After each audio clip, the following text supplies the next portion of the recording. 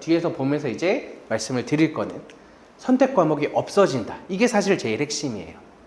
오늘 수능에서 바뀌는 건 딱 요거 하나만 알아가셔도 됩니다.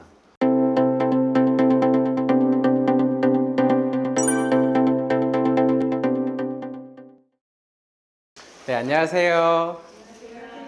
네, 안녕하세요. 메이저 수학학원 원장 김용호입니다.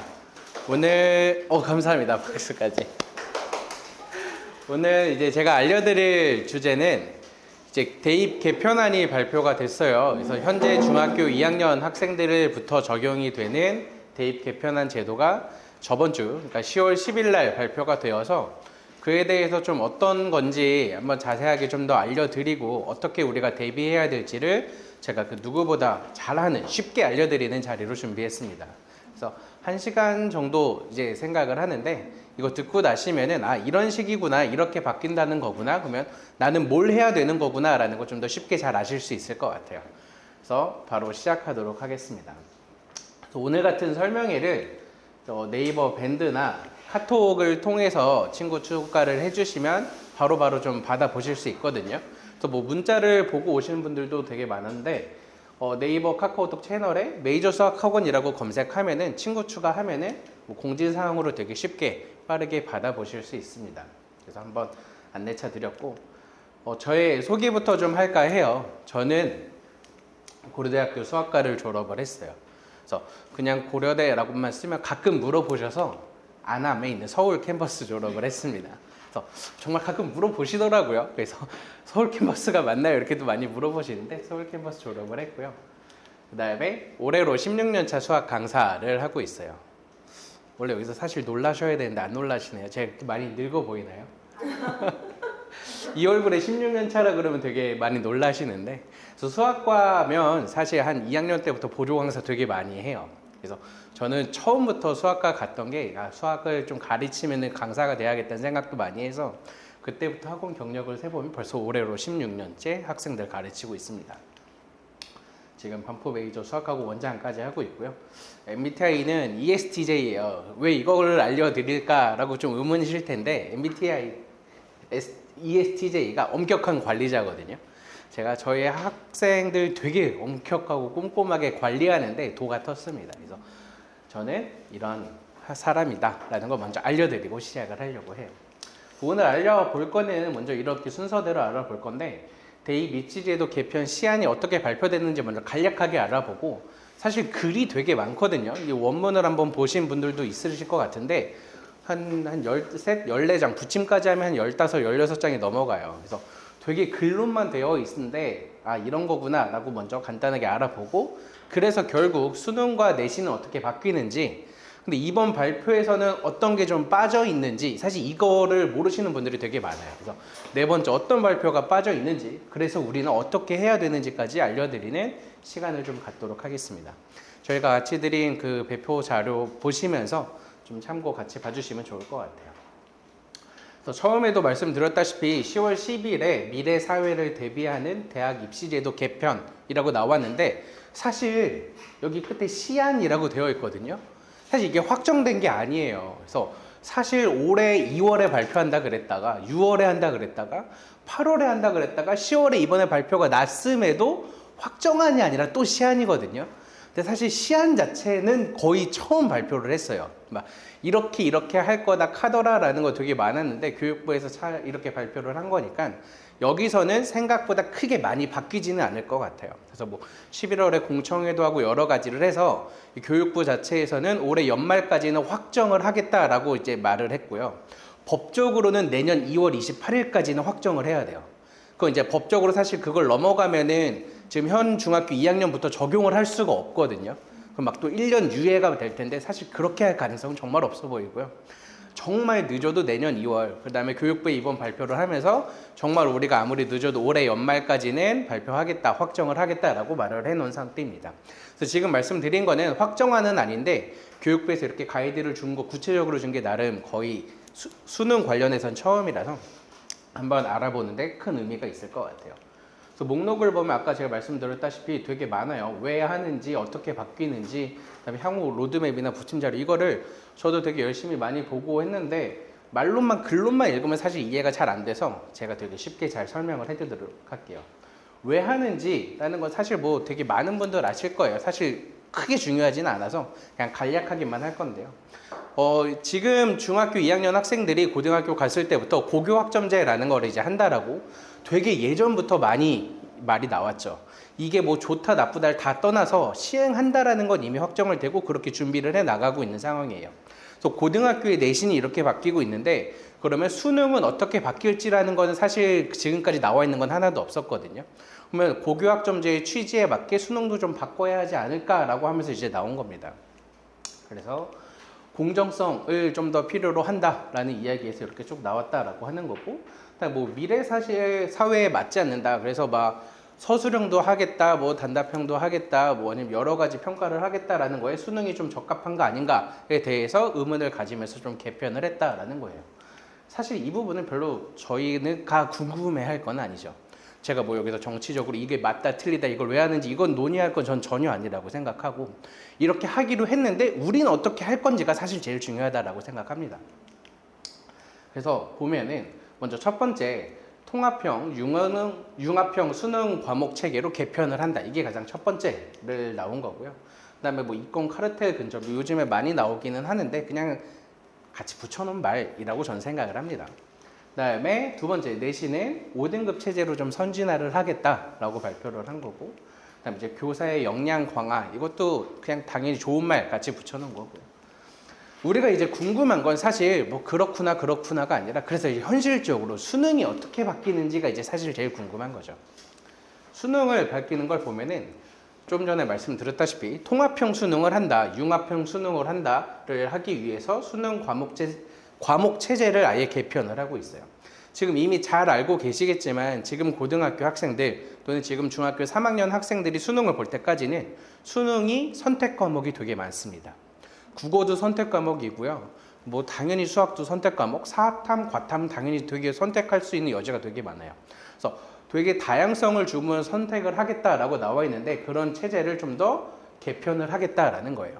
그 개편하는 이유는 이미 잘 아시다시피 원점수로 대학에서 보는 게 아니라 표준 점수로 보잖아요.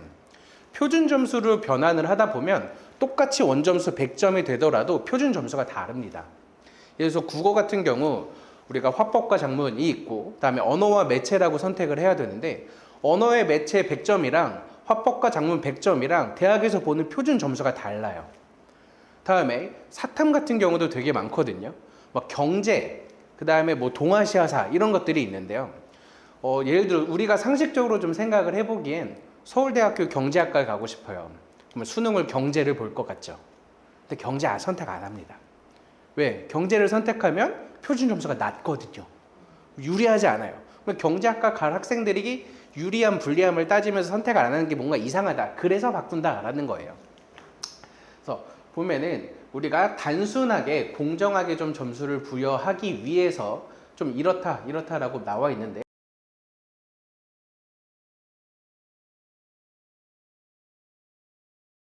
오늘 수능에서 바뀌는 건 딱 요거 하나만 알아가셔도 됩니다. 오늘 수능에서 바뀌는 건 딱 요거 하나만 알아가셔도 됩니다. 라는 겁니다. 현재 수능은 선택 과목으로 이루어져 있어요. 조금 전에 말씀드렸다시피 국어도 언매, 화작, 수학도 확통, 미적, 기하. 근데 대부분 사실 이렇게 선택 과목이라고는 하나 대부분 하는 학생들이 다 하는 게 정해져 있어요. 조금 전에 말씀드렸다시피 사실 두 개 중에 표준 점수 높은 거 뻔하거든요. 다음에 확통, 미적. 사실 이것도 서울대 같은 좀 특별한 학과들을 제외하고는 웬만해서 그냥 문과는 확통 다 선택하고 이과는 다 미적 선택합니다. 이과인데도 기하하는 학생들 정말 되게 적어요. 이런 식으로 사실 선택 과목이라는 다 나눠져 있는 게 지금 현실이고요. 사탐, 과탐도 되게 이렇게 많은데 다들 진짜 최상위권들은 하는 거 다 정해져 있습니다. 물리도 마찬가지고요. 그래서 이런 많은 선택 과목들이 다 없어진다. 어떻게 바뀌냐면 이제 국어 같은 경우를 보면 지금 이제 공통 국어라고 하는 것과 선택이 갖춰져 있는데 선택을 없애고 그냥 다 똑같이 본다라는 거예요. 그래서 언매를 보거나 화작을 보거나 내가 뭘 봐야지 유리하다, 내가 뭘 더 잘하냐가 중요한 게 아니라 그냥 다 똑같은 공통감으로 선택 없이 무조건 이걸 보겠다라고 국어가 바뀐다라는 겁니다. 사실 국어는 크게 사실 달라질 게 없어요. 우리가 사실 뭐 공부하는 방법도 대부분 다 엄매를 하기 때문에 뭐 그거랑 되게 크게 다르지 않고, 화법, 그다음에 작문 같은 경우도 뭐 조금 더 추가하는 거기 때문에 생각보다 막 엄청 큰 변화는 아니다라는 게 국어예요. 근데 수학은 좀 많이 바뀝니다. 수학은 지금 같은 경우에 공통수학이라고 하는 고등학교 2학년 때 배우는 수학 1과 수학 2를 기본으로 하고요. 다음에 조금 전에 말씀드렸다시피 확통, 미적, 기하 중에서 선택을 해서 시험을 보는 게 현재 수능 체제예요. 근데 이거를 그냥 다 똑같이 공통으로 본다라고 합니다. 여기 이름이 좀 다른데요. 대수, 미적, 분원이라고 나와 있어요. 지금 대수가 지금 현재 수학 1에 해당하는 과목이고요. 미적분 1이 지금 현재 수학 2에 해당하는 과목이에요. 이거를 보면 어떻게 바뀔지를 한번 생각을 해볼까요? 문과 학생들은 시험 범위가 똑같아요. 바뀐 게 사실 별로 없습니다. 문과 학생들은 어차피 확통 선택했을 거예요. 수학 1, 2의 확통을 베이스로 하고 있는 문과 공부인데 바뀌는 거 없이 그냥 다 똑같이 본다라는 거고요. 대신 이과 학생들은 좀 많이 바뀌게 되죠. 이과 학생들은 대부분 수학 1, 수학 2에 미적분을 선택하는 경우가 90% 이상이에요. 그리고 보통 고등학교에서 확통을 선택을 하는 경우도 있고 확통을 선택하지 않는 경우도 있습니다. 그래서 보통 한 절반 정도 나뉘는데 확통을 선택하지 않아서 이과 학생인데도 확통 전혀 내신도 안 하고 수능도 안 하는 학생들도 있거든요. 근데 이런 학생들이 무조건 확통을 다 봐야 되는 거예요. 내신으로도 해야 되고 수능으로도 확통이 무조건 들어간다. 우리가 지금까지 나와 있는 수능 평가의 체제를 생각을 해보면 지금 뭐 중학교 2학년, 중학교 1학년 학생들이 선행 진도를 나갈 때 확통은 어느 정도 배제를 많이 해놔요. 근데 이게 수능 공통 과목으로 들어가니까 확통도 어느 정도 좀 챙겨놨어야 되는구나 라는 걸 첫 번째 생각을 해야 되고요. 그 다음에 중학교 2학년이지만 좀 진도가 빠른 학생 같은 경우에 지금 미적분 하는 경우도 있거든요. 실제로 저희 학원에서도 지금 미적분 계속 진도 나가고 있는데 좀 잠깐 멈추고 틀었어요. 미적분 같은 경우는 사실 여기에 해당되지가 않아요. 시험 범위가. 뒤에서 좀 더 말씀드릴 심화 과목, 심화 수학에 선택이 되어 있어요. 그래서 사실 심화 수학은 아직 본다 안 본다가 확정이 나와 있는 건 아닌데 보지 않을까라고 대부분 많이 생각은 하고 있고요. 그 다음에 보더라도 얘는 상대평가가 아닌 절대평가로 본다라는 게 지금 발표입니다. 그래서 심화 수학 같은 경우에 지금 현재 미적분, 그다음 바뀐 이름으로 미적분 2와 기하를 둘 다 해야 되는 게 심화 수학이에요. 그러면 이과 학생들 같은 경우에 만약에 이거를 심화 수학의 영역이 없어요. 그냥 진짜 이렇게만 본다라고 하면 수학에 대한 수능 공부량은 진짜 많이 줄어듭니다. 지금 현재 이름으로 미적분 같은 경우, 즉 고3 때 대부분 배우거나 세어고 같은 경우는 2학년 2학기 때 배우는 미적분이 분량이 엄청 많거든요. 보통 제가 많이 이렇게 설명을 드려요. 중학교 6학기를 다 합친 것보다 사실 수학상에서 해야 될 분량이 더 많아요. 그 다음에 수학상, 수학하 1학년 때 배우는 내용보다 수학 1 하나가 더 많아요. 수학 1과 수학 2를 합쳐놓은 게 미적이거든요. 그러면 공부량이 학습량 자체가 진짜 어마어마합니다. 그래서 지금 문과 학생들은 수학을 빠지면 학습량 자체가 되게 많고 이과 학생들은 그 미적분까지 챙기느라 시간이 되게 빠듯한데 이렇게만 수능을 본다라고 하면 이과 학생들이 난 무조건 수능으로 갈 거야 라고 하면 수학에 대한 학습량이 정말 많이 줄어들 거예요. 근데 만약에 절대평가까지 하겠다가 되면 미적분도 보고 사실 지금은 기하는 안 보고 있거든요. 기하까지 추가가 돼서 이거 이과 학생들 여기까지 생각을 하면 생각보다 학습량이 줄어들지 않고 더 할 것도 많은데 라고 생각을 하게 됩니다. 이건 뭐 선택권이니까 내가 해도 되고 안 해도 되는 거야 아니에요 라고 생각을 하시겠지만 역사적으로 지금까지 대부분 이렇게 나오는 경우엔 대학 최상위권 학과들은 이걸 필수로 넣었어요. 또는 이거를 선택했을 때 가중치를 엄청 줬어요. 그러면 이걸 안 하고는 사실 최상위권 대학 가는 건 힘들거든요. 그래서 우리가 이렇게 선택 과목까지 심화 수학 영역이라는 게 신설이 된다면 여기까지를 해야 돼요.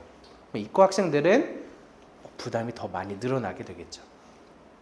공통수학까지 보고 미적분, 현재 하는 미적분도 하고 확통도 해야 되고요. 기하도 해야 돼요. 사실 이거는 제가 고등학교 때 이렇게 했거든요. 제가 고등학교 다닐 때 뭐 확통, 미적, 기하 다 했던 것처럼 지금 학생들도 좀 줄이다가 여기까지 되면 다시 늘어난다라고 생각하는 게 현재 이과의 수학이 어떻게 바뀌는지입니다. 다음에 영어랑 한국사는 바뀌는 거 없이 다 똑같이 본다. 그다음에 지금 영어도 그렇고 한국사도 그렇고 바뀌는 거 없고 절대평가로 각각 이렇게 본다라는 거고요. 그다음에 이제 여기서도 엄청나게 바뀌죠. 사탐, 과탐이 바뀌고 있어요. 앞에서 말씀드렸다시피 사회 9과목, 과학 8과목 중에서 2과목을 선택해서 보거든요. 수능을 볼 때. 그래서 내가 2과목을 어떤 거를 보겠다. 사실 뭐 사회 하나, 과학 하나 하는 친구는 대부분 다 없죠. 그런 학생은. 뭐 과학에서 2개. 대부분 많이 하는 게 뭐 물리, 화학 보거나 화학, 생명을 보거나 하겠죠. 그래서 우리가 이렇게 시험을 보고 어떻게 하던 건데 이게 공통으로 바뀝니다. 통합사회, 통합과학이라는 건 1학년 때 배우는 과학 과목이에요. 우리가 지금까지 선택했던 건 고등학교 2학년과 3학년 때 보던 과학 과목이거든요. 그럼 고등학교 2학년, 3학년 때 배우는 과목이 아니라 고등학교 1학년 때 배우는 사회와 과학으로 수능을 평가하겠다라고 발표를 한 거예요. 게다가 여기서 하나 더, 문과, 이과 상관없이 구별이 없다라고 했으니까 둘 다 모든 학생이 다 보는 겁니다. 나는 의대를 갈 거야 하는 학생들도 사회 과목 공부해서 통합사회 시험을 봐야 되고요. 나는 정말 뭐 경제학과를 갈 거야, 경영학과를 갈 거야 하는 학생들도 통합과학 공부해서 통합과학을 시험 봐야 돼요. 여기서 이제 좀 많은 변화가 있죠. 물론 학습량이나 학습 난이도는 좀 줄었죠. 2학년 때 좀 더 세부적으로 하는 물리, 화학, 생명 뭐 이렇게 다 파고드는 것보단 통합과학이 조금 더 쉬운 편이죠. 넓게 배우기 때문에 깊이는 조금 얕아요. 그래서 우리는 할 거는 많아지지만 난이도는 조금 떨어진다. 대신에 과학만 해도 되는 이과생들이 사회까지 해야 되고 사회만 했던 문과 학생들이 과학까지 해야 되는 건 부담으로 당연히 다가올 수밖에 없습니다. 그래서 사탐, 과탐이 이렇게 바뀌었다라는 거를 말씀을 드릴게요. 그러면 이렇게 바뀌는데 바뀌지 않는 건 뭐냐? 상대평가는 바뀌지 않아요. 지금 수능 같은 경우 지금 고3도 그렇고 그다음에 지금 현재 중3도 그렇고 근데 이제 앞으로 중학교 2학년 이하 학생들도 상대평가 우리가 보통 4%까지 하는 1등급 그다음에 2%는 11%까지 이렇게 하는 9등급제로 나누는 상대평가는 계속 유지한다라고 합니다. 그래서 우리가 수능은 수능도 절대평가 아닌가? 아니면 막 자격고사화 시켜서 그냥 기본만 보게 하고 뭐 따르게 평가하는 거 아닌가? 여러 가지 막 하더라도 많았는데 발표한 건 상대평가는 그대로 유지한다예요. 물론 지금 영어 같은 절대평가는 당연히 절대평가 계속 유지를 하는 거고요. 그다음에 국어, 그다음에 수학, 과학 같은 경우는 상대평가 9등급제를 그대로 유지한다. 여기까지 생각을 해보면 수능의 영향이 생각보다 계속 유지가 되고 있는 거죠. 문과, 이과가 통합이 되어 있으면 여기서 한 번 더 생각해 본 건 문과 학생들은 분명히 불리해져요. 그러니까 등급 자체가 떨어질 수밖에 없죠. 왜냐하면 수학을 봤을 때 사실 확통은 확통끼리 평가를 했고요. 미적은 미적끼리 평가를 했거든요. 근데 이거 상관없이 다 같이 봐요. 그냥 현실적으로 생각했을 때 이과 학생들이 수학을 훨씬 잘해요. 제가 많이 가르쳐 보면 최상위권에서도 당연히 차이가 나고요. 문과의 최상위권하고 그다음 이과의 그냥 한 2등급 한 중반 정도 되는 학생하고 되게 비슷해요. 정말 수학 실력이. 그러면 문과 학생들은 등급이 다 아래로 어느 정도 밀릴 수밖에 없습니다. 그래서 문과 학생들의 수능이 등급이 되게 낮아질 수밖에 없고 상대평가가 유지되기 때문에 좀 더 어려울 거다라는 예상을 할 수 있습니다. 그다음에 두 번째는 정시 선발 40% 계속 유지한다라고 합니다. 그래서 지금 현재에도 대학에서 가이드라인 준 게 최소 40%까지는 정시를 뽑아라 그래서 최근 몇 년 동안 계속 정시 선발 비율을 높여왔거든요. 근데 실제적으로 40%지만 수시에서 2월되고 미달되고 한 학생들이 넘어오면 보통 45에서 50%까지가 정시로 선발을 하고 있는 지금 현재인데 이걸 계속 유지한다라고 합니다. 이 부분은 뒤에서 좀 더 자세하게 말씀드릴게요. 이게 수능이 어떻게 바뀌고 바뀌지 않는 건 어떤 것인가 라는 걸 알려드렸어요. 그러면 수능이 이렇게 바뀌면 내신은 어떻게 바뀌는지도 이제 한 번 더 같이 알아봐야죠. 내신은 고교 5등급 체제로를 바꾸겠다라고 하는 거고요. 다음에 뭐 등급 구분을 좀 바꾸겠다. 다음에 상대평가, 절대평가를 병기하겠다라고 나와 있는데 이것도 막 글로 이렇게 보면 되게 어려워요. 그래서 그냥 제가 간단하게 좀 알려드리도록 할게요. 내신에서의 가장 큰 변화는 5등급으로 상대평가를 한다예요. 조금 전에 수능 같은 경우 9등급제라 그랬죠.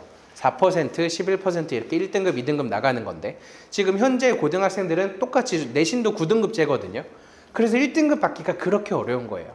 한 학교에 많아야 10명, 조금 인원수가 많으면 한 13, 14명까지 되는 게 1등급이에요. 전교에서. 1학년이 그러면 2학년 때 문과, 이과 나뉘면 1등급이 더 줄어들고, 그다음에 아까 말씀드렸다시피 막 선택 과목으로 나눠서 물리 같은 경우 되게 학생들이 안 해요. 그러면 그 안에서 진짜 전교 1등 해야지 1등급 나오거나 막 이렇거든요. 근데 이걸 5등급 상대평가로 바꾼다는 게 사실 가장 큰 변화라고 저는 생각을 합니다. 지금 기존 1등급부터 9등급까지 이렇게 순차적으로 나누고 있어요. 그래서 대부분 우리가 생각하는 의대는 당연히 1% 이내 들어갔어야 되는 거고, 그다음 우리가 보통 생각하는 명문대, 스카이 정도까지가 이제 1등급. 다음에 이제 서성, 한이 1에서 2 사이 정도 왔다 갔다 해야 되고요. 다음에 중경, 외시가는 우리가 보통 서울의 10개권이 2등급 이내는 어떻게든 들어갔어야 돼요. 그다음에 수도권이라고 생각하면 3등급 이내까지 들어가야 되는 거거든요. 수치를 한번 기억해 보실게요. 2등급은 11%까지였고요. 3등급은 23%까지였습니다. 이게 어떻게 바뀌냐면 1등급은 누적 10%까지를 다 1등급 준다.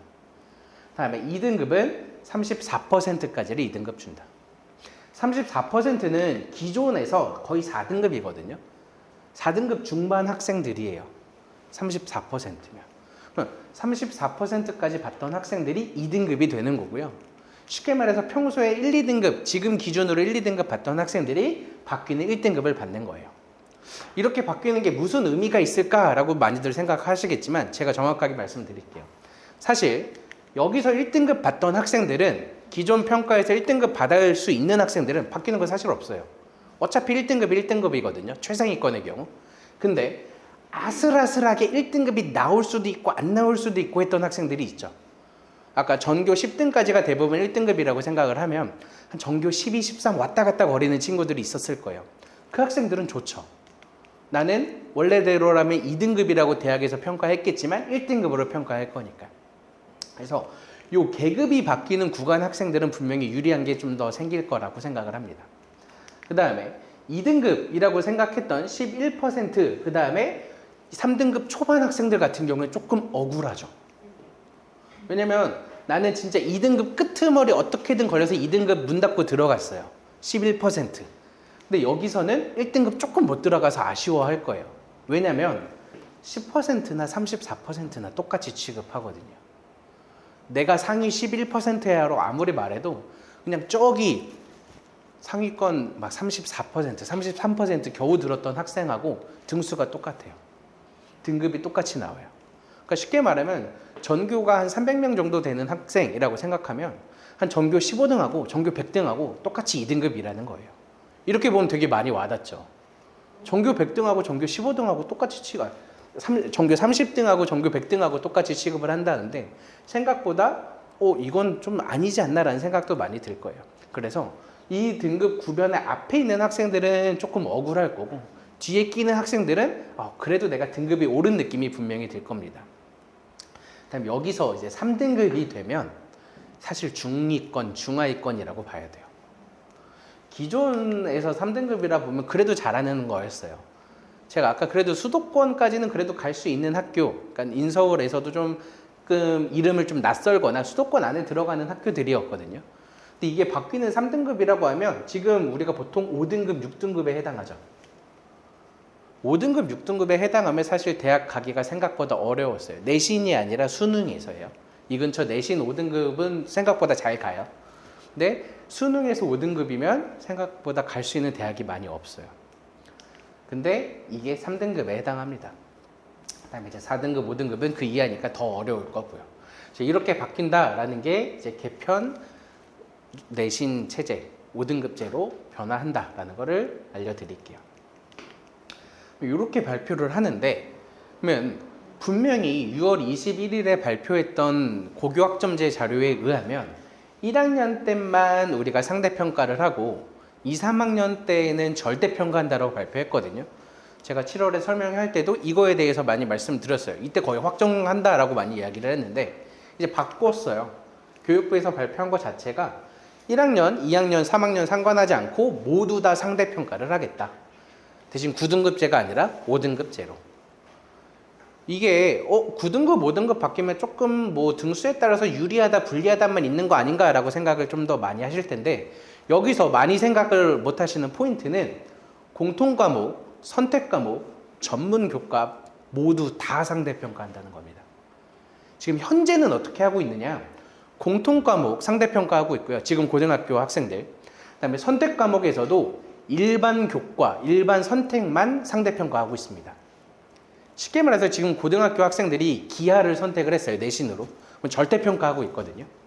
근데 바뀌는 체제에서는 기하를 선택해도 상대평가한다는 얘기예요. 기하가 잘 안 와닿으면 과학으로 하면 훨씬 더 잘 이해하실 것 같아요.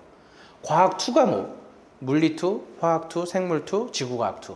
현재는 절대평가하고 있습니다. 근데 이게 어떻게 바뀌냐면 상대평가로 바뀌어요.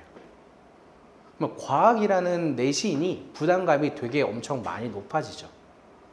지금은 절대평가 A냐 B냐 C냐만 사실 중요해요. 그다음 대부분 고등학교에서도 우리 학교 학생들이 내신 안 받으면 못 받으면 싫어하니까 대부분 점수를 되게 잘 줘요.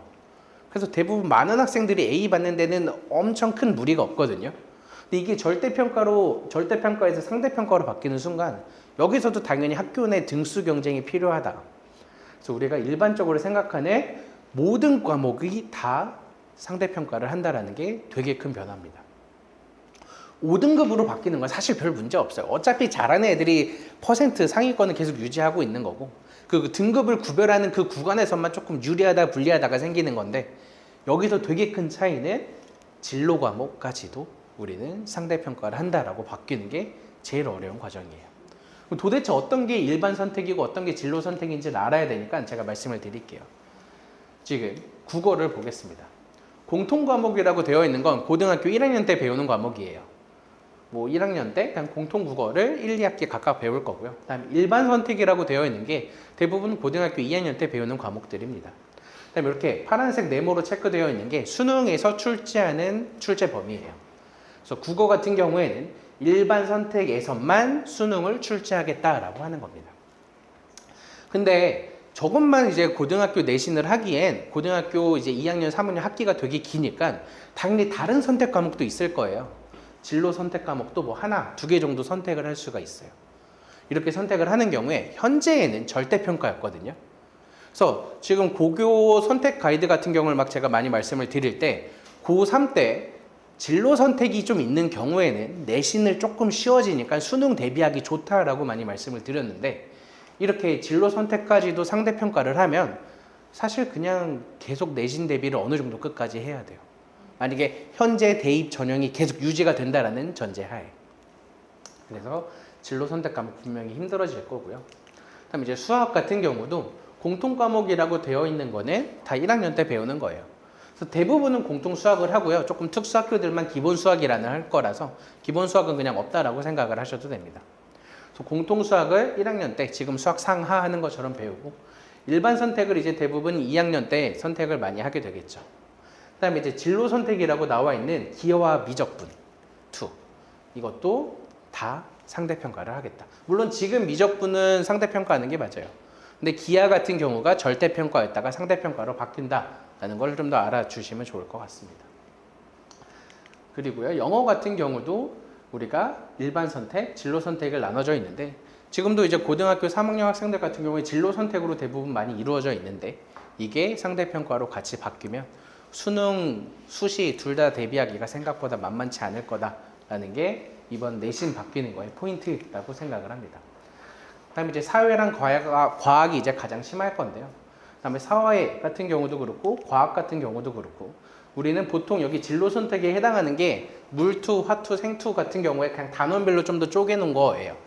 사실 뭐 역학, 전자기 2개 합쳐갖고 물리투를 구성하고 있는데 각각 나누어져 있다.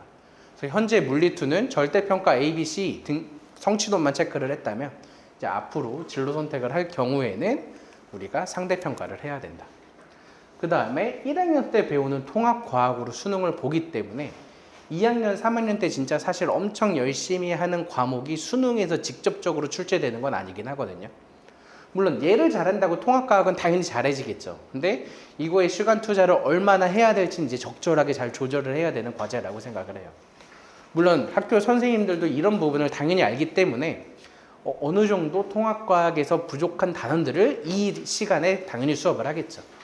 근데 그거랑 내신 대비해서 이제 등급제니까 내가 1등급 상위 10% 안에 들도록 노력하는 건 또 다른 문제죠. 그래서 상대평가까지 하기 때문에 내신이 많이 어려워진다. 그래서 현재는 공통과목 일반 선택 같은 경우에는 9등급으로 상대평가를 하고 있고, 진로 선택, 과학 2과목이나 기하 같은 경우는 A, B, C 절대평가, 성취도만 평가하고 있었다면 이게 다 구별 없이 모두 다 5등급으로 상대평가한다라는 게 바뀐 겁니다. 그래서 내신 같은 경우가 5등급이면 조금 만만해지지 않았을까라고 생각을 하실 수 있지만, 우리가 평소에 절대평가하던 것도 상대평가로 바뀌었기 때문에 경쟁은 계속 좀 더 치열하거나 더 어려워질 수도 있다. 이렇게 내신이 바뀌었다라는 거예요.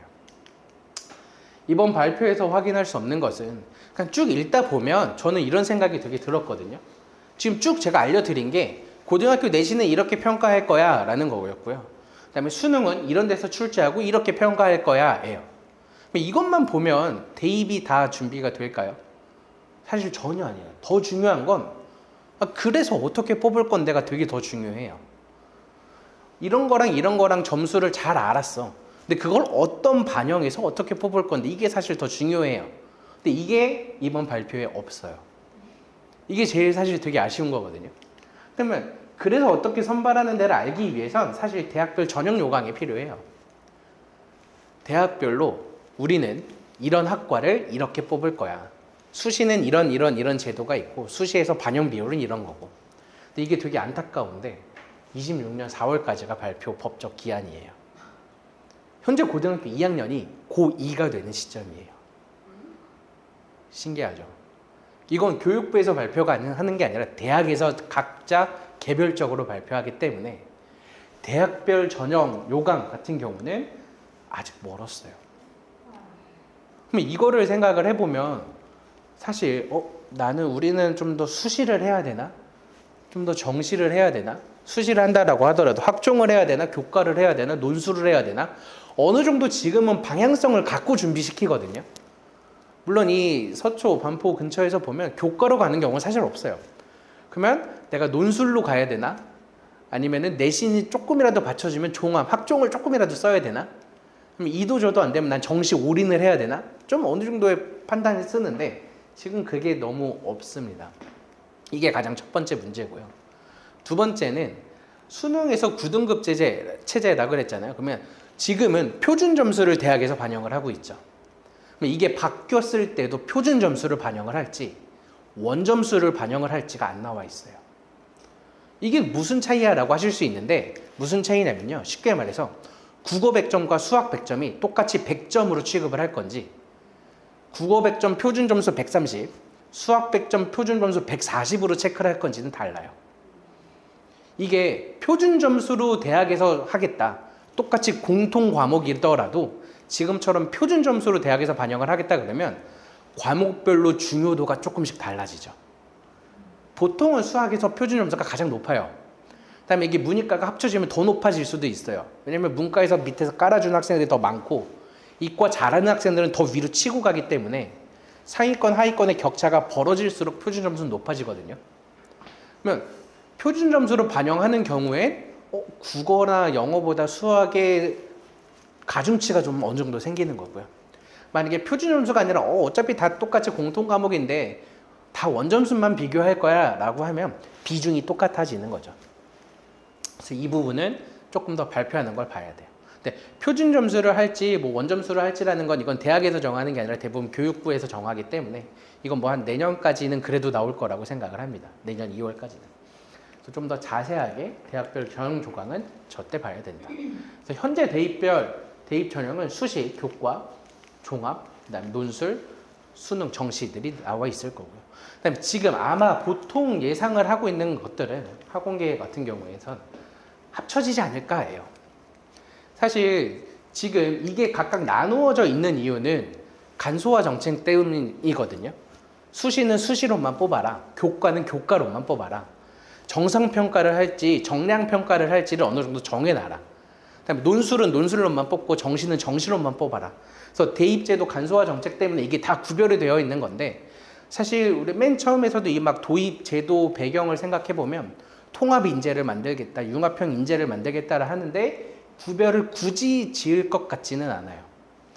다음에 문과, 이과가 다 통합이 되어 있기 때문에 원점수로 다 똑같이 한다라고 하면 비중도 비슷비슷해질 거라 사실 학종만 갖고 뽑기도 되게 어려울 거예요. 왜냐면 고등학교에서 1등급이 10%잖아요. 그러면 대학에선 1등과 10%까지가 다 똑같이 취급이 될 수밖에 없어요. 등급으로 만약에 된다라고 하면. 그러면 최상위권의 변별이 전혀 되지 않죠.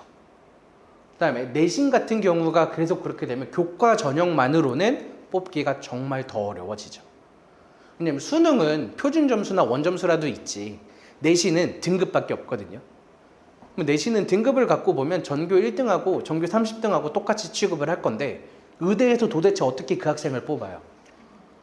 전국에서 3,000명, 3,000등을 뽑아야 되는데 그걸로는 전혀 안 될 거예요. 그래서 교과나 학종만으로는 되게 어려워서 분명히 어느 정도 합쳐질 가능성이 되게 많습니다. 다음에 논술 전형 같은 경우도 이거는 사실 교육부에서 어떻게 발표할지에 따라서 다를 건데 하지 말라 그러면 대학에서 못하는 거고 별말 없으면 대학은 무조건 할 거예요. 잘 아시겠지만 수시 논술로 돈 많이 벌거든요, 대학들이. 그래서 논술을 없앨 리는 없어요. 하지 말라라고 하지 않는 이상. 그래서 아마 논술도 같이 볼 거다. 근데 이제 만약에 지금 같은 경우에 논술은 사실 내신이 들어가긴 하지만 실질 반영이 되게 적어요. 실질 반영이라는 건 예를 들어서 100점 중에서 한 뭐 내신에 해당하는 게 10점에 배분을 해놨다. 그러면 전교 1등하고 전교 꼴등하고 10점 차이가 나는 게 아니거든요. 어느 정도 7점까지는 기본 점수를 주고 전교 꼴등도 7점, 전교 어느 정도 올라가면 한 7.5, 8.5 이러다가 제일 잘하는 10점 이렇게 돼서 실질적으로 반영하는 비율은 정말 좀 적은데 이건 좀 늘어날 수 있죠. 이제 나중에 바뀌게 되면. 이런 경우가 있고요. 그다음에 이제 정시, 수능 같은 경우도 제가 방금 말씀드렸다시피 내신을 보긴 하지만 사실 내신보다는 정시로만 올인한다가 맞았거든요. 근데 이게 어느 정도 내신 반영을 같이 할 수도 있어요. 또는 옛날처럼 정시를 보고 두 번째는 뭐 면접을 본다든지. 그래서 이건 사실 이제 어떻게 바뀔지 다 그냥 저만의 뇌피셜이에요. 이렇게 되지 않을까. 이런 추세를 보면. 그래서 이렇게 바뀌기 때문에 우리는 내신, 수능 두 개 중에 하나 어떻게든 버릴 수가 없다. 사실 뭐 지금부터 나는 정시할 거야 라고 하는 중학생도 당연히 없긴 하겠지만 내신은 기본으로 챙겨가면서 수능 준비도 좀 같이 해나가야 되는 게 지금 현실이라고 생각합니다. 어쩔 수 없어요. 교육 과정이 처음 바뀌는 첫 해에는 정말 혼란이 되게 많거든요. 그래서 혼란이 많을 때 제가 좀 어떻게 대비해야 되는지를 한번 정리해 드릴게요. 먼저 팩트 정리. 이건 제 생각이 아니라 팩트예요. 수능에서 선택 과목이 사라진다. 그다음에 문이과 구별이 없다. 그리고 공통 과목으로 다 똑같은 시험을 볼 거고 9등급으로 상대평가한다. 이렇게 발표를 한 거고. 다음에 내신에서는 1학년, 2학년, 3학년 모두 어떤 과목을 듣던 간에 다 상대평가를 하겠다. 그 등급이 좀 느슨해졌을 뿐이지 상대평가하는 건 똑같이 유지가 된다. 이게 팩트입니다. 이걸 가지고 우리가 이제 좀 생길 수 있는 과정을 좀 더 생각을 해볼게요. 이거를 수학에 관련돼서 좀 더 알려드리려고 하는데 그러려면 교과가 어떻게 바뀌는지도 조금 알아야 되기는 해서 같이 적어놓은 거예요. 그래서 수학 같은 경우는 이렇게 바뀌는데 아까 드린 표예요. 얘는 각각 공통 수학 1에서 어떤 걸 배우는지를 말씀을 드릴까 해요. 그럼 공통 수학 1, 지금 현재 수학 상이죠. 수학 상에서는 행렬이라는 게 추가됐어요.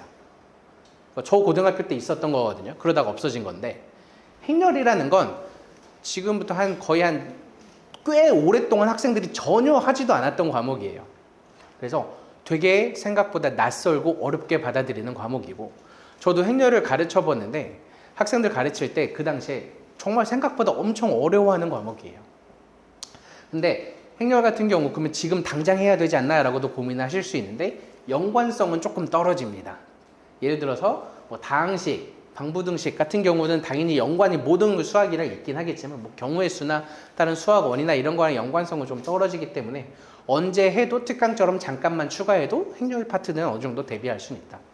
하지만 지금 현재 책으로 수학상만 열심히 많이 했다면 행렬을 언젠간 한 번은 꼭 봐야 된다. 그래서 수학상 그게 공통수학 1으로 바뀌는데 이 부분이 추가되었다. 그다음에 잘 아시겠지만 보통 수학상에 도형의 방정식이라 그래서 평면좌표, 직선 방정식, 원의 방정식, 그다음에 평행 이동, 도형의 이동이 각각 있었는데 그게 이제 뒤로 이동이 되고 2학기 때 있던 경우의 수가 여기 들어왔어요.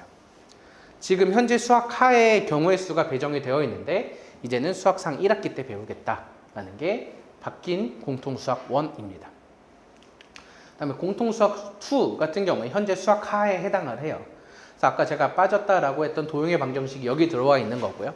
그다음에 원래 요 아래 경우의 수가 있었는데 그게 1학기 과정으로 넘어갔어요. 그래서 그냥 두 개가 좀 크로스 되었다라고만 생각을 하시면 됩니다. 근데 이렇게 보면 2학기 때 되게 빡빡해요. 이걸 2학기 때 다 나가기가 생각보다 어렵거든요. 경우의 수 분량하고 도형의 방정식 분량하고 얘가 더 많아요. 그래서 보통 지금 고등학교 1학년 학교 같은 경우도 이게 1학기에 지금 있던 게 수학 상이잖아요. 여기 끝까지 1학기 기말고사에 보는 학교는 정말 없어요. 대부분 여기서 끊거나 여기서 끊는 게 대부분이에요. 왜냐면 여기가 너무 분량이 많아서. 근데 이게 이제 2학기 때 넘어가면 2학기 또 되게 더 빡빡하게 많이 하겠죠. 그 다음에 이제 대수라고 바뀌는 현재 수학 1이에요. 이건 그냥 진짜 똑같아요. 그래서 우리가 그냥 배우는 지수로고 배우고 삼각함수 수열 배우는 게 변화가 없다. 대수.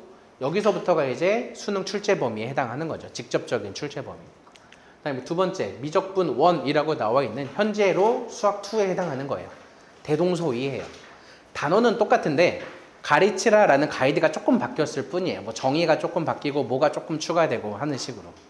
그래서 그냥 대동소이하다. 그래서 지금 현재 미적분 2 책이나 바뀐 미적분 1 책이나 크게 다르지는 않을 거다. 그래서 이 책으로 계속 뭐 진도를 나가거나 복습을 해도 상관이 없다. 그다음에 현재 확통 같은 경우도 대동소이합니다. 이 뒤에 조금 추정 단원에서 뭐 모비율 추정이나 이런 게 원래 빠졌는데 조금 추가가 됐을 뿐이지 뭐 크게 다르지 않다라고 보시는 게 현재 확통, 그다음에 바뀌는 확통이다.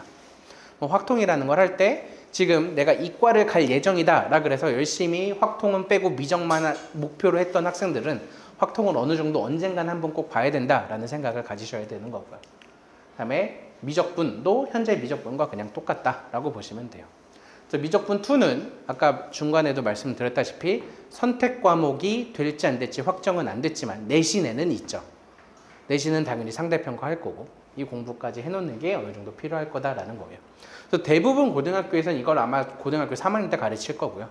세하고만 좀 특별하니까 아마 2학년 2학기 때 가르칠 것 같아요. 기하. 대부분 기하 잘 안 해요. 미적분 하기 바빠서. 근데 기하도 수능에서 꼭 선택 과목이 된다면 봐야 되는 거예요. 내신으로도 만약에 한다면 상대평가로 볼 거고요. 그 다음에 기하가 최근에 바뀌면서 공간 벡터가 빠졌었어요. 공간 벡터가 어렵거든요. 학생들이 어려워해요. 공간 좌표 공간도 어려워하는데 벡터면 더 어려워해요. 그래서 뺐어요. 근데 다시 들어가요. 그러면 기하를 봤을 때 난이도가 대부분 킬러 문제라고 하면 다 저기서 나왔어요. 공간 벡터에서.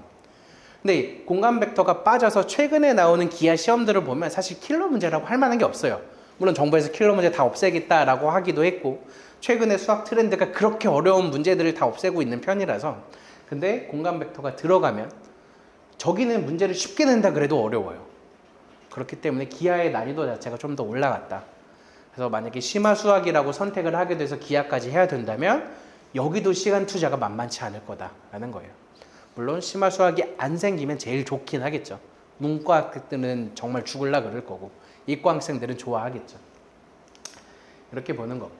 그럼 이제 이런 커리큘럼을 가지고 어떤 고민을 가질지 제가 한번 생각을 많이 해봤는데 첫 번째는 사실 이게 제일 좀 많이 궁금해 하실 것 같아요. 사실 뭐 선행 하나도 안 하고 학교 가는 학생들은 없으니까 어디까지 좀 막치는 걸 목표로 해야 되냐.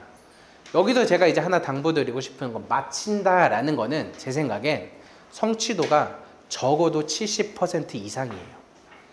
센을 풀었을 때. 라이트 센 아니고 개념 센 아니고요. 그냥 센을 풀었을 때 B스텝을 풀면 성취도가 70%는 나와야 돼요. 센 70 정도면 되게 잘하는 거 아니에요? 라고도 생각을 하시는데 기출, 고등학교 기출이랑 비교를 해보면 보통 센을 다 잘 풀면 한 70점까지 정도는 어떻게든 되거든요. 근데 70점에 해당하는 점수의 70%를 맞추면 50점이에요. 그러면 센 70%의 성취도를 맞춰도 고등학교 기출을 풀었을 때 50점이 나올까 말까 해요. 그러니까 당연히 그 이상을 해야 되는 건 이제 고등학교 정말 가서 정말 하거나 내가 이걸 여러 번 반복해서 성취도가 높게 나오는 경우 그 다음 교재들을 하면서 더 해야 되는 거고, 일단 첫 번째 선행의 목표로 삼을 거는 센 성취도 70%를 맞춘다라는 가정일 때 당연히 할 수 있다면 다 해야죠. 수학 1, 수학 2 확통까지 하는 수능 출제 범위는 당연히 다 해야죠. 여기 이제 발표되는 거에 따라서 미적분과 기하까지 할지, 아니면 미적분과 기하는 내신만 할 거니까 조금 나중에 할지는 선택을 해야 되는 거예요. 근데 현실적으로 이게 좀 어려운 학생들도 많아요. 그렇다면 제 생각엔 수학 1까지는 어떻게든 완성시키고 보내야 돼요. 어떻게든이라고 제가 보내는 학생들은 당연히 고등학교 가서 상위권을 목표로 하는 학생들. 전교생 모든 학생들이 이렇게 못 가죠. 못하고 있는 학생들도 당연히 많고. 근데 나의 목표가 적어도 서울에 있는 대학을 갈 거다가 되면 여기까지는 그래도 목표로 해야 돼요. 현재 수학 1까지, 바뀌는 이름으로 대수까지. 보통 고등학교 2학년 1학기 과정까지는 내가 센을 풀었을 때 B스텝을 풀면 그래도 한 70%는 맞춘다. 시켜보신 어머님들 알 거예요. 센 B 70% 맞추는 게 얼마나 어려운지. 대부분 선행 진도 나갈 때 개념 센으로 하거든요. 아니면 뭐 개념 플러스 유형으로 하거나 라이트 센을 하거나, 그거 풀다가 센 풀면 한 30% 40%도 잘 못 맞춰요. 왜냐면 그건 진짜 그냥 중학생들이 그냥 대충 이런 게 있다 맛만 보기 위한 교재고요. 센은 실제 고등학교 학생들이 내신 준비하면서도 푸는 교재예요. 그 갭이 많기 때문에 그 교재로 그 정도까지는 맞추는 게 일단 첫 번째 목표가 돼야 된다.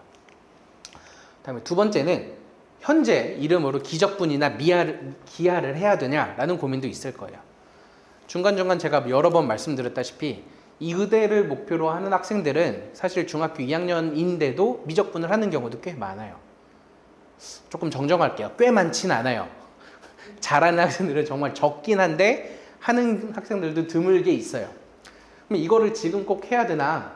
저는 추천하지 않습니다. 사실 미적분 수능에서 출제가 될지 안 될지 먼저 첫 번째 확실하지 않고요. 두 번째, 수능에서 출제가 된다 하더라도 절대평가예요. 그러면 지금부터 고등학교 3학년 내신을 노리고 앞으로 4년 뒤, 5년 뒤에 볼 수능을 위해서 미적분을 지금 한다? 이건 절대 저는 추천하지 않습니다. 그 시간에 확률과 통계를 하는 게 더 우선이에요. 지금은 사실 반대였을 거예요. 의대를 목표로 하면 확통은 내신하기 전에 잠깐만 해도 어느 정도 내가 나올 거야. 그래서 미적을 더 많이 해야지가 됐을 텐데 이건 좀 이제 순서가 바뀌는 게 아마 제가 생각하는 추천하는 대비 방안입니다. 다음에 세 번째는 공통 수학 1에 행렬이 추가되었는데 이거 도대체 어떻게 해요? 갑자기 너무 생뚱맞은 단원인데 굳이 당장 봐야 될 건 아닙니다. 아까 중간에도 말씀드렸다시피 연관성이 좀 적어요.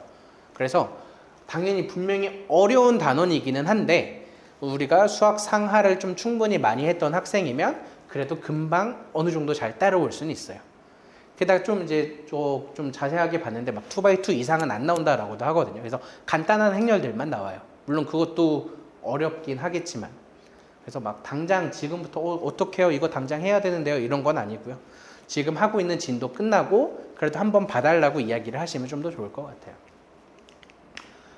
다음에 이제 두 번째 고민은 고등학교 어디 갈지예요. 이 고민도 이제 사실 되게 만만치 않죠. 이 질문을 하기 위해서 먼저 수능이 유리할지 내신이 유리할지를 먼저 판단을 해야 돼요. 근데 수능을 더 많이 대학에서 뽑을지 수시로 더 많이 뽑을지를 모르고 있는 상황에서 이거 얘기하는 건 되게 어려워요. 근데 이제 일반적으로 지금까지의 대입 체제가 많이 변했잖아요. 그렇게 했을 때 대부분 내신 잘 따는 학생들이 거의 첫 해에 잘 가기는 했어요. 왜냐하면 내신은 바뀌지 않는 점수기 때문이에요. 앞으로 수능이 어떻게 바뀔지 몰라요. 어떻게 뽑겠다 할지도 모르고 어떤 비중으로 어떤 반영을 하면서 뽑겠다라는 걸 몰라요. 근데 저도 그냥 이렇게 말하는 건 되게 싫기는 한데 솔직히 말해서 수능 못 보면 재수하면 되거든요. 근데 내신 못 보면 답이 없어요. 그래서 고등학교 때 나는 막 1학년 때부터 수능 올인하겠다고 하는 학생들이 내신을 막 대충 막 버리고 한 4, 5 막 나왔다가 수능이 안 나오면 정말 답이 너무 없어요. 그 40% 안에서 해결해야 되는데 되게 쉽지 않거든요. 근데 내신을 어느 정도 챙겼던 학생들은 그래도 좀 길이 생겨요. 고3 때. 어떻게든. 또는 재수하면 내가 기본적으로 내신은 따놨고 1년 재수하는 동안 더 많이 해서 점수를 뭐 한 10점, 20점이라도 올리겠다 그러면 등급이 학교가 많이 올라가는데 내신은 바꿀 수 없는 점수이기 때문에 내신 자체가 일단 첫 번째 중요합니다. 그래서 그걸 생각을 해보면 특목이랑 자사고가 유리한가를 생각을 할 수 있죠.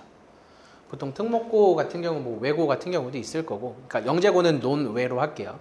자사고 같은 경우 뭐 세화고 같은 광역단위 자사고 또는 뭐 민사고 같은 전국 단위도 있겠죠. 제 생각에는 1등급 10% 안에 들어갈 수 있으면 유리합니다. 당연한 소리예요. 자사고 가서 1등급을 받을 수 있으면 당연히 가야죠. 그러니까 지금 학생들 같은 경우 아까 말씀드렸다시피 현재로 2등급이 될까 말까 했던 학생들, 2등급이나 1등급이 좀 왔다 갔다 할 것 같은 학생들은 절대 막 자사고가 엄청 유리해라고 할 만할 수가 없거든요. 근데 지금부터는 1등급 퍼센트가 좀 더 늘어났으니까 이 안에 들어갈 수 있다면 괜찮아요. 그다음에 조금 더 느슨하게 받아도 최소 2까지는 받아야 돼요. 이거 못 받는데 상위 34% 안에 못 들어갈 것 같은데 자사고를 간다라는 건 사실 그냥 다 아실 것 같아요. 아무리 자사고라 그래도 3등급이면 그냥 우리가 평소 생각하던 4, 5, 6등급이거든요. 4, 5, 6등급이 대학에서 어떻게 볼지를 제가 말씀 안 드려도 잘 아실 것 같아요. 그래서 우리 아이가 자사고를 좀 보내야 된다 그러면 일단 1등급 상위 10% 안에 들어갈 수 있을지, 보통 전교 30등에서 40등 딱 사이거든요. 세화고 같은 경우에 전교 3, 40등 안에 들어가면 엄청 좋은 데 가요. 그다음 세화고가 아니더라도 뭐 반포고나 뭐 상문고 같은 경우만 돼도 되게 좋은 데 엄청 많이 갑니다. 그래서 그 안에 들어갈 수 있을지가 먼저 첫 번째라고 생각을 하고요. 그 안에 못 들어갈 것 같다라고 하면 다른 방안도 다시 같이 생각을 해야 돼요. 두 번째, 문과 학생들은 어디로 가야 되나? 사실 저는 답이 없다라고 생각하는데 이과 학생들이 어떻게든 최대한 적은 곳으로 가야 돼요. 이럴 수밖에 없는 게 수능은 전국에서 보지만 내신은 그 학교 내에서 보거든요. 학교 내에서 이과 학생들이 얼마나 많은지에 따라서 수학 등수가 당연히 차이 날 거예요. 그럴 수밖에 없죠. 수학 1, 수학 2, 그 다음에 확통까지 다 똑같이 보게 되면 이과가 70%인 학생에서 문과의 경쟁은 정말 수학에서 피 터질 거고요. 그래도 절반 정도 되는 학교를 어떻게든 찾아서 가야 되는데 안타까운 건 사실 요즘에 이런 학교가 없어요. 다 이과 비중이 최소 60%만 이렇거든요. 그나마 뭐 이 근처에서는 뭐 서초고, 뭐 양재고 정도 되면 문과 비중이 그래도 많은데 사실 그런 학교 보내기 별로 원하시지 않잖아요. 뭐 상문고, 세화여고, 세화고 다 이런 거 이과 비중이 한 70%예요. 80%도 되고. 그래서 문과 학생들은 생각보다 이것도 정말 많이 고민을 해봐야 된다. 문과 학생들이 자사고 갔을 때 수학의 등급이 밀리는 걸 감수하고 가야 돼요.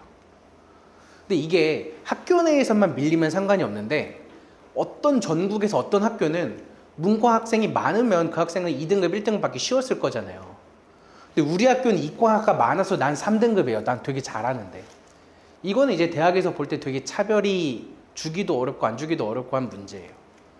그렇기 때문에 문과 학생들이 어디로 가야 되는지는 조금 더 진짜 잘 고민을 해봐야 된다. 그다음에 대학 입시 고민, 정시, 수시 어떤 게 좀 더 유리할까라는 건데 사실 정확하게 말하면 모집전이 나올 때까지는 알 수 없다. 네, 중간에도 말씀드렸다시피 내신은 절대 바뀌지 않는 점수다. 재수, 삼수 뭘 하더라도 내신은 바뀌지 않아요. 이건 일단 첫 번째 따놓고 가는 점수가 돼야 돼요. 게다가 수학 같은 경우는 사실 수능하고 내신하고 크게 다르지가 않아요. 이건 저 고등학교를 보더라도 대부분 다 수능형 문제 많이 출제하거든요. 한 50%는 그냥 쉬운 문제 주고 나머지 한 50% 정도는 수능형 모의고사 변형도 많이 주기 때문에 사실 막 내신 공부 그다음에 수능 공부가 수학에서 다르지가 않아요. 그 다음에 이 근처 좀 잘한다는 명문고 같은 경우 또는 자사고 같은 경우는 영어 같은 경우도 지문을 최대한 교재 지문 잘 안 쓰기도 해요. 그래서 막 어떤 특정 학교는 막 교과서 영어 지문으로 너무 출제를 많이 하면 내신 영어랑 수능 영어랑 되게 차이가 크죠. 왜냐면 교과서 지문을 출제를 하는 경우엔 사실 암기거든요.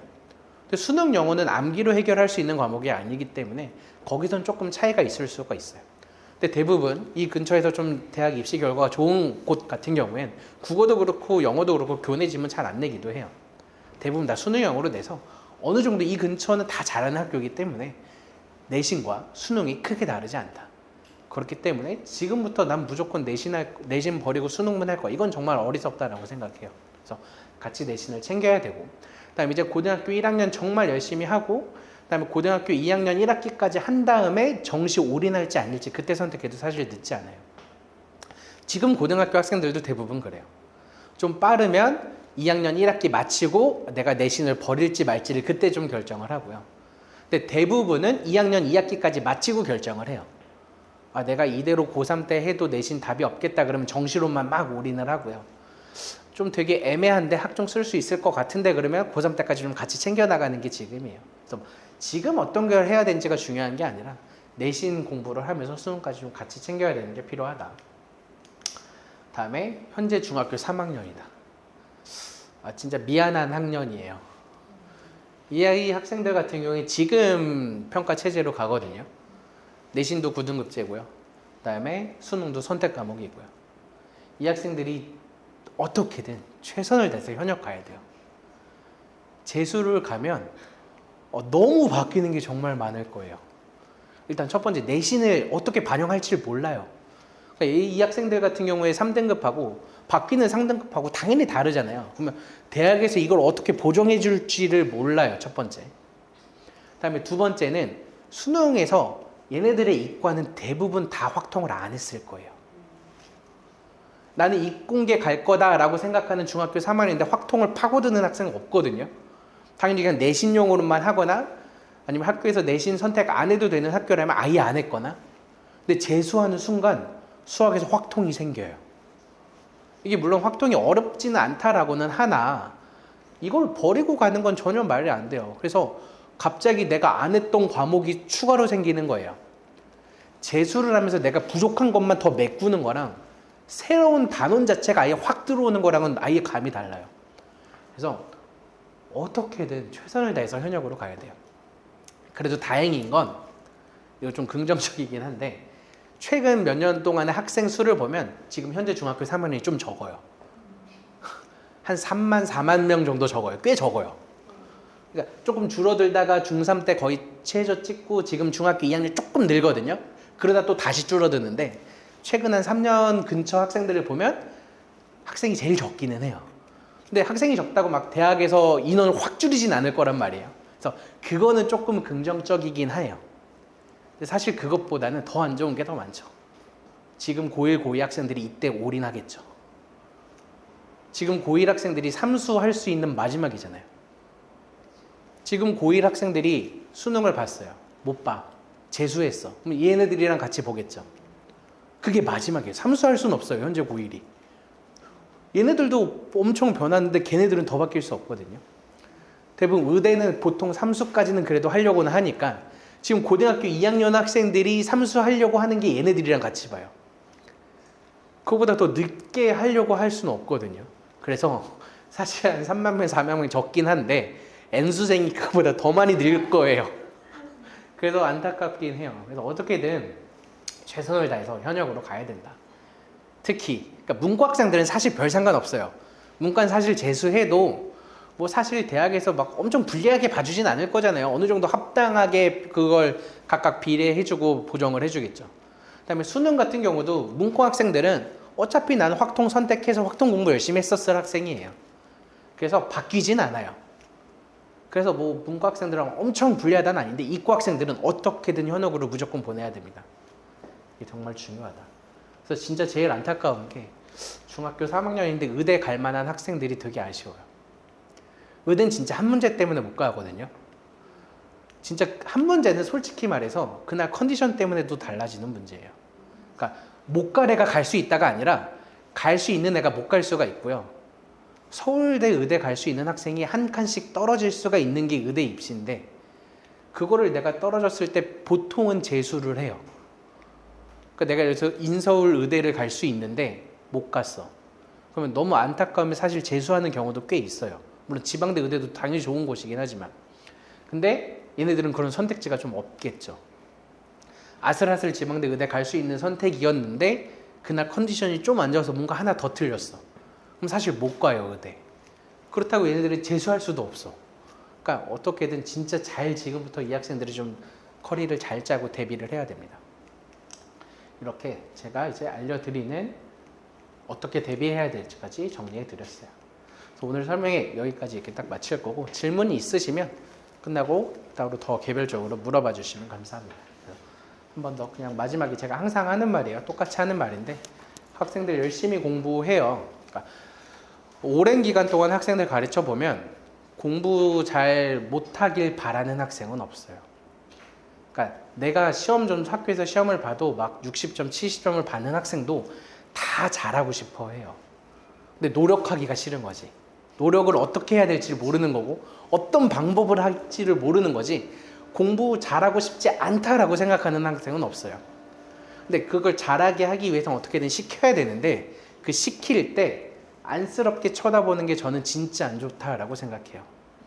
물론 학생들이 힘들어요. 근데 부모님들이 안쓰럽게 쳐다보면 학생들은 내가 오버해서 하나 이렇게까지는 할 필요가 없나라고 생각합니다. 정말 그래요. 그래서 너 힘들지 이게 아니라 되게 잘하고 있어. 대단해. 이렇게 얘기해주면 더 열심히 하는 경우가 많은데, 막 간혹 그런 경우도 있어요. 막 힘들다. 그래서 그냥 일찍 자. 넌 지금 자는 게 더 좋아. 막 이러면 진짜 더 열심히 안 해요. 내가 이 정도만 해도 잘하나? 내가 오버해서 하나? 이러니까 안쓰럽게 하지 마시고 그냥 응원하고 되게 잘하고 있다고 칭찬 많이 해주시면 더 열심히 공부 열심히 할 겁니다. 오늘 이렇게 설명에 참석해서 귀한 시간 내주셔서 감사합니다. 여기까지 메이저 수학학원 원장 김용호였습니다.